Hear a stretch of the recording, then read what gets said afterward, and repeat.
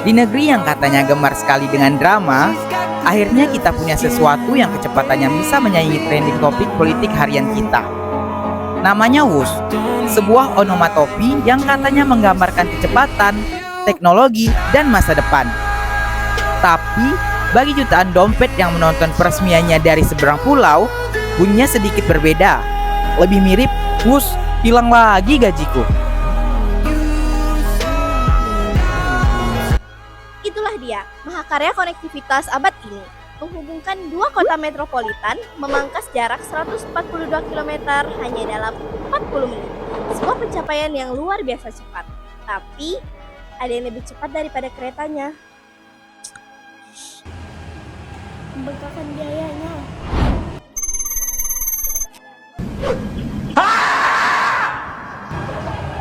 Proyek ini awalnya diselenggarakan sekitar 82 triliun. Kini angkanya resmi melayang menembus 144 triliun rupiah. Fenomena yang kita sebut cost overrun, sebuah istilah keren untuk salah hitung tapi harus lanjut. Dibiayai oleh konsorsium BUMN kita dengan PT KAI sebagai pemimpinannya dan tentu saja pinjaman besar dari China Development Bank. Tapi siapa sangka ketika tagihan datang bukan cuma investor yang kaget, rakyat juga ikut terpanggil untuk ikut tombol.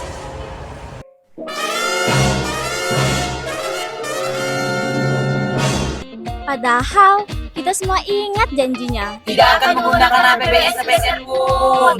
Manis sekali. Dulu katanya proyek ini murni bisnis to bisnis. Swasta murni, negara duduk manis, mungkin kita dan menikmati. Tapi namanya juga janji bisnis, kadang cepat datang, cepat juga kita direvisi. Ketika perhitungan meleset, tanah tak kunjung bebas, dan biaya bengkak. Skema B2B tadi berubah jadi butuh bantuan Bapak. Dan kata sekali itu pun muncul, PMN, penyertaan modal negara. Uang dari mana? Tentu saja APBN. Suntikan dana triliunan rupiah digelontorkan untuk menambal cost overrun tadi. Jadi, B2B pun menguap secepat keretanya melaju.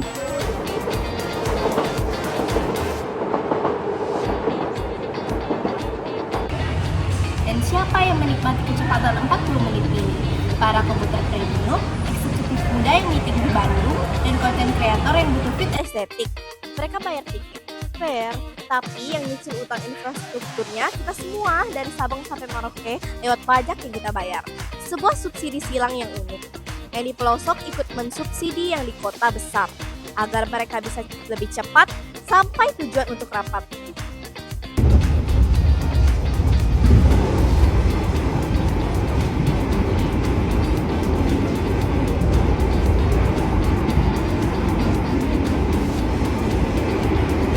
Kereta cepat memang ada untuk mempercepat mobilitas.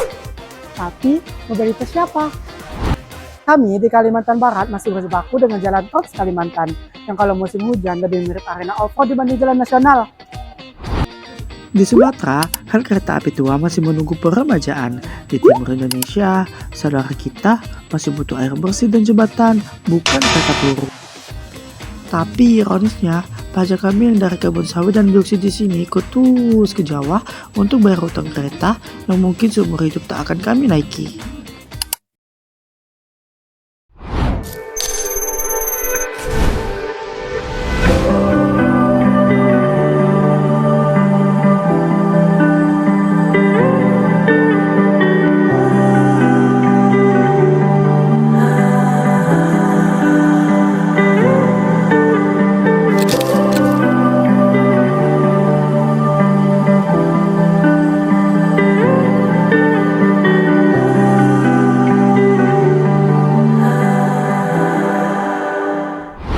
Jangan salah sangka, kita tidak anti kemajuan. Punya kereta cepat itu membanggakan, itu simbol negara maju.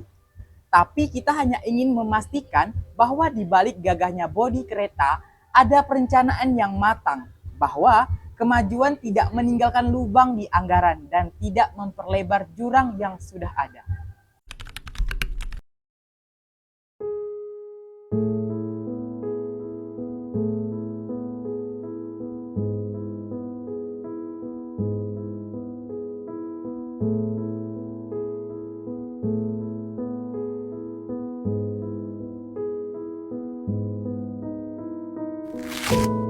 terus melaju kencang menuju masa depan.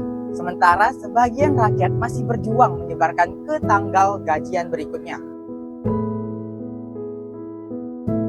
Peran analis ekonomi sudah berhitung dengan tingkat okupansi saat ini dan biaya yang ada, proyek ini diprediksi butuh 40 tahun hingga 60 tahun. Bahkan ada yang bilang 100 tahun untuk balik modal. 100 tahun itu artinya cucu kita yang mungkin belum lahir sudah dipastikan akan ikut menanggung cicilan utangnya. Sebagai proyek raksasa, kereta cepat tentu butuh transportasi super cepat juga.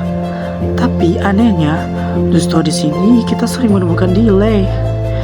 Angka-angka proyeksi berubah seperti jadwal kereta ekonomi di musim liburan.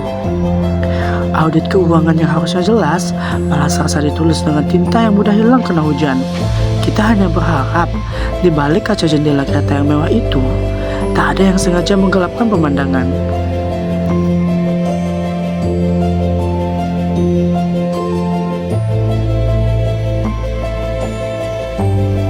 Publik tidak menuntut kereta cepat untuk memuaskan semua orang.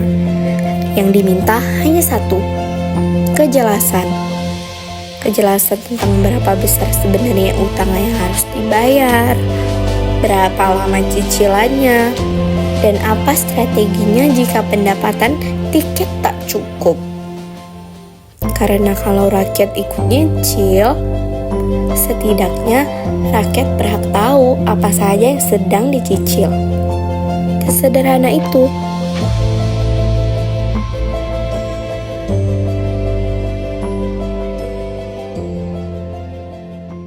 Katanya ini proyek kebanggaan nasional, dan memang benar, kita semua berhak bangga karena jarang ada bangsa yang bisa membangun utang dengan kecepatan secepat ini.